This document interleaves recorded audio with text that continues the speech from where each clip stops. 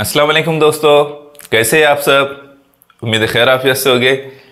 चलिए हम अपने टॉपिक पर आते हैं और हमारा टॉपिक जो चल रहा है वो है कसरे, फ्रैक्शन।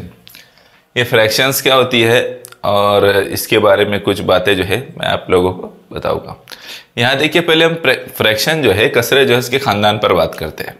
ठीक है, तो इसके ख़ानदान पर जब हम बात करेंगे तो इसका ख़ानदान जो है बहुत बड़ा नहीं है, थोड़ा छोटा ही है। कसरों के जो है दो बच्चे हैं। कसर के जो है कितने बच्चे हैं? दो। कौन कौन से बच्चे हैं? तो एक है कसरे आम, आम कसर बोलते हैं जिसको, है ना। और दूसरा है अशरी कसर, अशरी कसर। इसके कसर के बच्चे ही है फ्रैक्शन के, ये दो। ठीक है, ये दो उसके बच्चे हैं। और कसरे आम के तीन बच्चे हैं। कितने बच्चे हैं? तीन। ये होगा दादा दादी नाना नानी जैसा समझिए।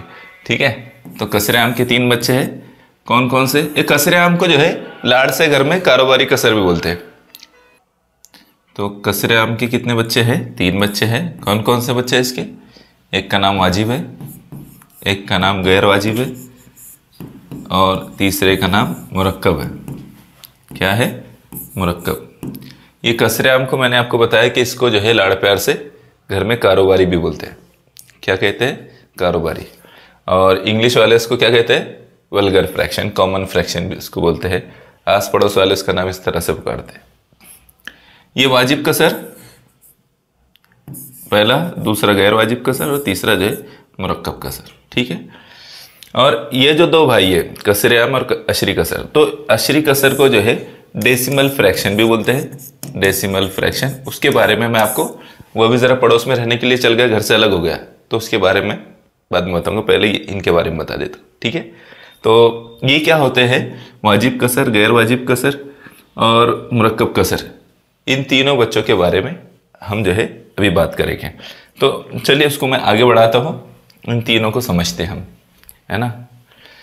जो वाजिब कसर है, इसमें क्या होता है कि इसमें नसब नुमा शुमार कुनिंदा से बड़ा होता है। क्या होता है? नसब नुमा जो होता है यानी डिनोमिनेटर। वाजिब कसर को प्रॉपर फ्रैक्शन भी बोलते हैं। क्या कहते हैं? Proper fraction. और आपने ये इंग्लिश की टर्म्स याद रखना है, ये आपको आगे चलकर इससे काफ़ी सहूलत होगी। तो प्रॉपर फ्रैक्शन कहते हैं इसको। और इसमें क्या होता है कि नसब नुमा बड़ा होता है। नसब नुमा बोले तो जैसे यहाँ 17 है और यहाँ 5 है, तो इसको हम नसब नुमा बोलते हैं। डिनोमिनेटर क्या कहते हैं? डिनोमिनेटर। और ये क्या होता है? शुमार कुनिंदा। तो वाजिब कसर में शुमार कुनिंदा यानी न्यूमरेटर छोटा होता है और डिनोमिनेटर बड़ा होता है, नसब नुमा बड़ा होता है। इतनी बात आपको याद रखना है। बात याद रहेगी। देखो उसकी मिसालें भी यहाँ 7/8, 2/5, 5/17। तो ये 7/8 जो है, तो यहाँ 8 बड़ा है। डिनोमिनेटर जो है बड़ा है न्यूमरेटर से, नसब नुमा बड़ा है शुमार कुनिंदा से, तीनों जगह पर। इस बिना पर इन तीनों को क्या कहेंगे? इन तीनों को कहेंगे वाजिब कसर। क्या कहेंगे? वाजिब कसर। तो वाजिब कसर के बारे में मालूमात मिली। हाँ, अभी और भी हम जो है उसके बारे में जानेंगे। अभी हम पहले गैर वाजिब कसर को थोड़ा देख लेते हैं। ठीक है, गैर वाजिब कसर को इम्प्रॉपर फ्रैक्शन कहते हैं। क्या कहते हैं? Improper fraction. इम्प्रॉपर फ्रैक्शन, ठीक है, इसे कहते हैं। अब गैर वाजिब कसर क्या होती है? तो वो वाजिब कसर के उल्टा होती है, जिद होती है। ठीक है, जैसे वाजिब कसर में शुमार कुनिंदा छोटा था, अब यहाँ पर शुमार कुनिंदा बड़ा हो जाएगा, जैसे 13/5। ठीक है, नसब नुमा छोटा हो जाएगा। गैर वाजिब कसर में क्या होता है? नसब नुमा छोटा हो जाता है और वाजिब कसर में नसब नुमा बड़ा होता है। एक दूसरे की अपोजिट है। इनमें से कोई एक बात याद रखो आप, या तो वाजिब कसर याद रखो या तो गैर वाजिब कसर याद रखो। ज़्यादा अच्छा है कि आप वाजिब कसर याद रखो, तो आपको गैर वाजिब कसर भी याद रहेगी। वाजिब कसर क्या है कि जिसका नसब नुमा बड़ा होता है, डिनोमिनेटर बड़ा होता है, तो वो वाजिब कसर है। किससे बड़ा होता है? शुमार कुनिंदा से। ठीक है, चलिए बात समझ में आ गई। तो बिल्कुल उसका अपोजिट वो गैर वाजिब कसर है, इम्प्रॉपर फ्रैक्शन है। यहाँ देखो, ठीक है। 8/7, 7 से 8 बड़ा है, 5/2, 17/5। ठीक है, बात समझ में आ गई, वाजिब कसर और गैर वाजिब कसर। अब जो है तीसरे भाई के बारे में भी हम समझ लेते हैं, वो क्या है, मुरक्कब, है ना, मुरक्कब कसर। इसको इंग्लिश में मिक्स्ड फ्रैक्शन भी कहते हैं। क्या कहते हैं, अब वो किताब में ऐसा ही लिखा है, शायद इसके लिए कंपाउंड फ्रैक्शन ज़्यादा अच्छा होता, लेकिन यहाँ मिक्स्ड फ्रैक्शन इसको लिखा गया है किताब में, इसलिए मैं भी उसको मिक्स्ड फ्रैक्शन ही कह रहा हूँ। ठीक है, तो ये मिक्स्ड फ्रैक्शन क्या होता है, किसे कहते हैं मिक्स्ड फ्रैक्शन? तो इसमें जो बात आपको याद रखना है वो ये कि ये वाजिब और सही अदद इन दोनों को मिलकर बनता है। सही अदद और कसरे वाजिब, कसरे वाजिब में क्या होता है, नसब नुमा बड़ा होता है। तो इन दोनों को मिलकर जो कसर बनती है उसको कहते हैं मुरक्कब कसर। अब आपको इतना कहने से बात समझ में नहीं आई, तो फिर क्या करेंगे, जब बात समझ में नहीं आती है तो क्या करते हैं, मिसाल देते हैं। तो हम मिसाल समझेंगे। देखो यहाँ पर एक मिसाल है, 3 सही 2/5, ये क्या है, ये मुरक्कब कसर है। अब इसको पढ़ने का तरीका भी आपने याद रखना है। इसको कैसे पढ़ते हैं, 3 सही 2/5। ये यहाँ पर जो 3 सही में है, सही अदद है ना, तो और ये जो है क्या है, वाजिब कसर है, नसब नुमा बड़ा है ना, और 3 सही अदद में है, तो इस वजह से इन दोनों के मिलने से क्या बनता है, मुरक्कब कसर बनती है। याद रहेगा। हाँ, अभी देखो 2/5 को मैंने बता दिया कि कसरे वाजिब है, और यहाँ इन दोनों के मिल जाने से क्या बनेगी, मुरक्कब कसर बनेगी। और उसको पढ़ने का जो तरीका है वो मैंने भी आपसे कहा कि वो 3 सही 2/5 इस तरह से पढ़ते हैं। अब क्या करते हैं, आपको आसानी से समझ में आएगी बात। मैं कुछ मिसालें करता हूँ ताकि आप ये तीनों के बारे में जो हमने समझे ना, वो हमको अमल में लाना आ जाए, हम उस पर आने वाले हिसाब ये सवाल हल कर सके। इसलिए क्या करता हूँ मैं, अभी यहाँ पर इनके सवालात अमल करेंगे। उससे पहले थोड़ा सा एक रिव्यू एक साथ देख लेते हैं तीनों का, है ना, तीनों को एक साथ लाकर। तो हमने जो है कसर आम के बारे में हमने मालूमात, यहाँ पर अभी कुछ बातें हमने समझे, जिसको प्यार से कारोबारी बोलते हैं। क्या बोलते हैं, कारोबारी, है ना। घर में बोलते हैं ना कुछ नए नाम, प्यारे प्यारे प्यारे नाम देते ना। गोरे बच्चे को किरे काले आया, ऐसा बोलते हैं। दिखने में बच्चा गोरा रहेगा, उसको बोलेंगे किरे काले आया। तो ऐसा हर जगह नहीं करते, इधर खानदेश में करते हैं, लेकिन ऐसा कसर मुरक्कब, कसर वाजिब, कसर गैर वाजिब। अब ये तीनों भाइयों के बारे में, इन तीनों के बारे में हमने जो मालूमात हासिल की उसको एक साथ देखने की कोशिश कीजिए। कसर मुरक्कब क्या है, पहले यहाँ से शुरू करते हैं। कसर वाजिब क्या है कि जिसका नसब नुमा शुमार कुनिंदा से बड़ा हो। ठीक है, याद रहेगी ये बात, रिवीजन कर रहे हैं हम थोड़ी देर के लिए। और उसकी ये मिसालें हैं, नसब नुमा बड़ा है शुमार कुनिंदा से, जिनमें नसब नुमा जो है छोटा होता है वो कसर गैर वाजिब। और जब वाजिब और सही अदद मिल जाते हैं तो वो क्या बनते हैं, मुरक्कब कसर बनती है। सही आदद और वाजिब कसर मिलकर क्या बनाते हैं, मुरक्कब कसर बनाते हैं। अब सही अदद क्या है कि ये देखो, इसको कैसे पढ़ते हैं, 1 सही 2/3। तो यहाँ 1 सही अदद है और 2/3 जो है क्या है, ये मुरक्कब कसर है, सॉरी वाजिब कसर है। क्या है ये, 2/3 वाजिब कसर है। इन दोनों के मिलने से 1 सही 2/3 इस तरह से बन गया। इसका मतलब ये है कि यहाँ मिक्स्ड फ्रैक्शन तैयार हुई, मिलकर फ्रैक्शन तैयार हुई, कसर तैयार हुई, इसलिए उसको मुरक्कब कसर कहते। आई बात समझ में कि नहीं आई, आ गई होगी। ठीक है, इसकी मिसालें यहाँ दी गई है। चलो अब हिसाब हल करते हैं। अब आपको जवाब बताना है। अच्छा, पहले मैं बताऊँ, ठीक है, चलो मैं बताता हूँ। चलो यहाँ 2/3 ये कसर कौन सी कसर है, कौन सी कसर है ये, फौरन बताना है। क्या है, कौन सी कसर है ये, 2/3। क्या दिख रहा है यार, नसब नुमा बड़ा है। इसका मतलब क्या है, मैंने कहा था कोई भी एक बात याद रखो, और उसमें भी कौन सी बात याद रखो, वाजिब कसर वाली। तो ये कौन सी कसर है, वाजिब कसर है ये, है ना। यहाँ नसब नुमा बड़ा होता है। ठीक है, वाजिब कसर। चलो अगले सवाल पर आ जाए। इसमें कुछ समझने ऐसी बात है नहीं है, आगे देखेंगे। अगला सवाल, हाँ, 3 सही 2/7 ये कसर की किस किस्म में शामिल है। तो इसको बताना है कि ये कसर की किस किस्म में शामिल है। तो अभी हमने देखे ये कौन सी कसर है, ये मुरक्कब कसर है ना। कौन सी कसर है, मुरक्कब कसर। ठीक है, चलिए अगले सवाल पर आ जाए।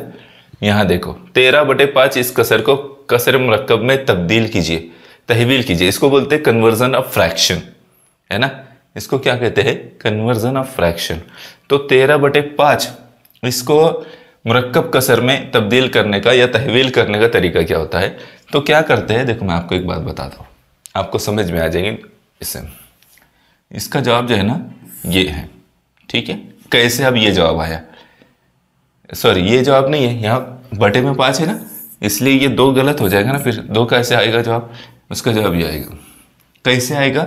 तो इसको हल करने का तरीका क्या है कि इन दोनों के दरमियान में ज़र्ब होती है, 2 ज़र्ब 5, ठीक है। और ऊपर वाले की जमा होती है, जमा 3, ठीक है। जमा कर दिए, बटे में 5। क्या करेंगे? बटे में 5। अब इनको जमा करो, 2 ज़र्ब 3, सॉरी 2 ज़र्ब 5, 10, 10 जमा 3, 13, 13/5 आ गया जवाब। हमारी वो कसर आ गई। तो इसका मतलब ये है कि जब उसको मुरक्कब कसर में लिखेंगे तो इस तरह से लिखेंगे, 2 सही 3/5, ठीक है। 2 सही 3/5 इस तरह से लिखते हैं। और इसको हल करने का तरीका ये है, इन दोनों की ज़र्ब होती है, फिर ऊपर वाले से जमा हो जाती है। जो नसब नुमा में है वो जू का तू बाकी रहता है, जू का तू जैसा का वैसा, ठीक है। समझ में आ रहा है कि नहीं आ रहा है? मेरी आवाज़ ज़रा खरखर कर रही है, तो समझ में आना चाहिए थोड़ा थोड़ा, जैसा भी आ रहा है, ठीक है। आगे बढ़े, अगले सवाल पर आ जाए। 3 सही 4/7 इस कसर को कसरे गैर वाजिब में तहवील कीजिए। तो क्या करेंगे? 3 सही 4/7 को कसरे गैर वाजिब में, यानी इसका शुमार कुनिंदा बड़ा होता है। गैर वाजिब में क्या होता है? शुमार कुनिंदा बड़ा होता है। तो हम क्या करेंगे उसको? 3 ज़र्ब 7 इसका हल करने का तरीका, इन दोनों की ज़र्ब करेंगे और ऊपर वाले से इसकी जमा कर लेंगे, जमा 4/7 जैसे का वैसा। 7 × 21 जमा 4 25, 25/7 आया। देखो ये जवाब आ गया, है ना। कसरे गैर वाजिब कसर इम्प्रॉपर फ्रैक्शन तैयार हो गई, शुमार कुनिंदा बड़ा है, ठीक है। बात समझ में आ रही है? चलिए अगले सवाल पर हम आते हैं। 2/3 जमा 5/3 ये कितना होगा?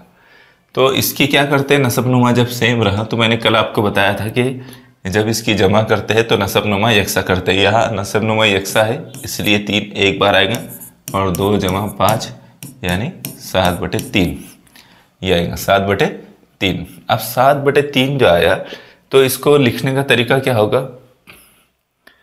7/3 तो हमको चेक करना है ये नसब नुमा में 3 ही रहना, तो इसलिए ये गलत है और ये जो है ये गलत है।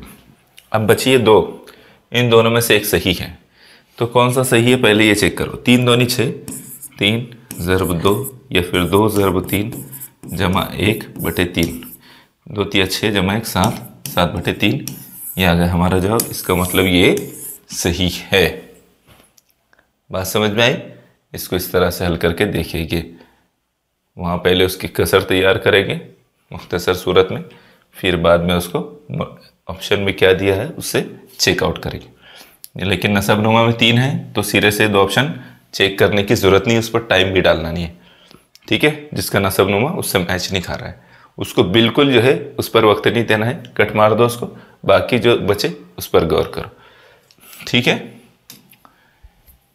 हाँ, 12/5 - 4/5 इसका जो है क्या करना है हमको, कितना आएगा ये बताना है। तो इसका भी नसब नुमा सेम है ना। नसब नुमा क्या है?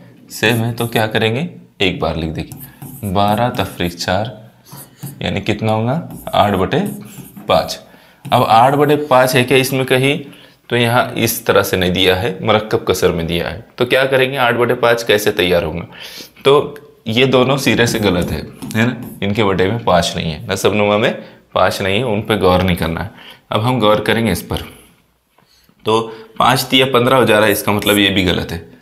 अब ये इसको देखो, 5 × 5 जमा 3, 5 ज़र्ब 1 जमा 3 या 1 ज़र्ब 5 ऐसा करो जमा 3, दोनों भी सही है, बटे 5। 5 × 5 जमा 3 8, 8/3 आ गया जवाब, है ना। तो इसका मतलब हमारा जवाब क्या है, दूसरे नंबर का ऑप्शन हमारा जवाब है। ठीक है, बात समझ में आई?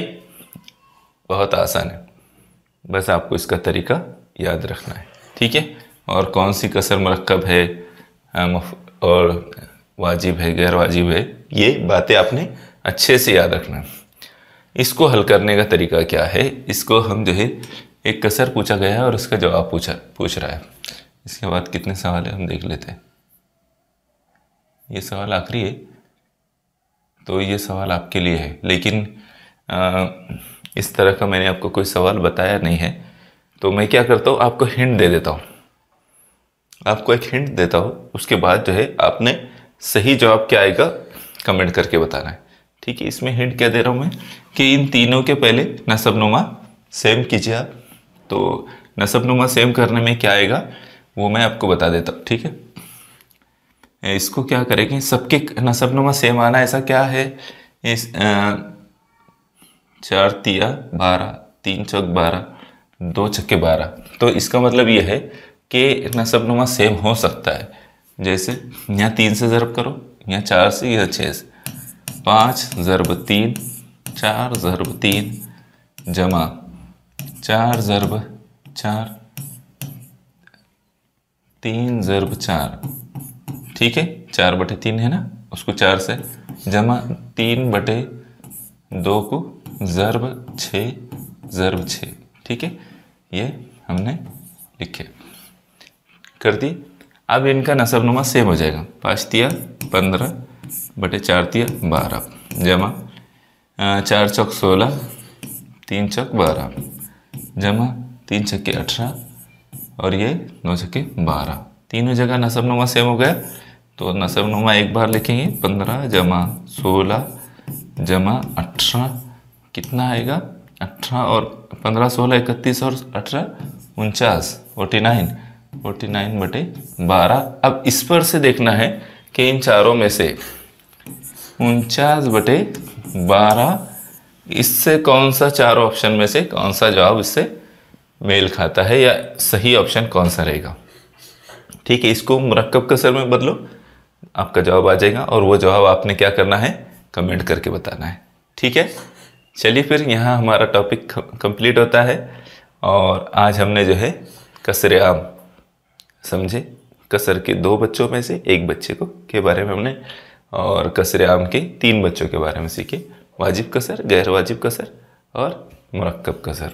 ठीक है, तो अगले वीडियो में हम अशरी कसरे, उसका जो दूसरा भाई उसके बारे में हम समझेंगे। उम्मीद करता हूँ कि आपने इसको अच्छी तरह से समझा होगा। अगर नहीं समझ में आया तो फिर से एक बार देखना पड़ेगा। ठीक है, हाँ, तो एक बार देखना है, नोट्स भी बनाना है मियाँ, पहले आपने याद रखना अच्छी तरह से किसके नोट्स भी बनाना है।